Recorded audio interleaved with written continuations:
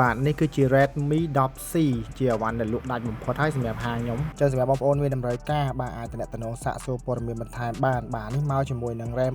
4 memory 64GB CPU Snapdragon 688បាទក្រង់ Full HD color ស្អាតមែនតើហើយសម្រាប់ការប្រើប្រាស់ទូទៅ YouTube មិនថា YouTube មិនថាកម្មវិធីផ្សេងៗទេគឺដើរស្រួលបាទដើររលូនល្អមែនតើអញ្ចឹងអានេះជាប្រភេទម៉ាស៊ីន Global អញ្ចឹងសម្រាប់ Play Store ក៏ដូចជាកម្មវិធីផ្សេងៗគឺអត់មានចោលជាបញ្ហាទេវាជាប្រភេទម៉ាស៊ីន Global អញ្ចឹងណាអញ្ចឹងសម្រាប់បងប្អូនមើលជាក់ស្ដែងឃើញបាទយើងចេញចូលកម្មវិធីអីគឺ smooth មែនតើបាទឥឡូវខ្ញុំធ្វើតេស្តកាមេរ៉ាជូនបងប្អូនមើលបាទអញ្ចឹងកាមេរ៉ាវាមកល្មមមកយើងអាចថតប្រើការបានបងប្អូនណាអញ្ចឹងគុណភាពប៉ុណ្ណេះអាចទទួលយកបានហើយបាទវាតម្លៃគឺត្រឹមតែ$45ប៉ុណ្ណោះបងប្អូនទទួលបានខាតនី3ខែនិង accessory មួយឈុតសម្រាប់បងប្អូនដែលមានតម្រូវការចង់បានទូរស័ព្ទតម្លៃល្អមានការធានាត្រឹមត្រូវបាទកុំភ្លេចជួយចុច follow ក៏ដូចជាតាមដាន Facebook ខ្ញុំម្នាក់មួយដើម្បីទទួលបានព័ត៌មានបន្ថែមពាក់ព័ន្ធជាមួយនឹងទូរស័ព្ទអរគុណ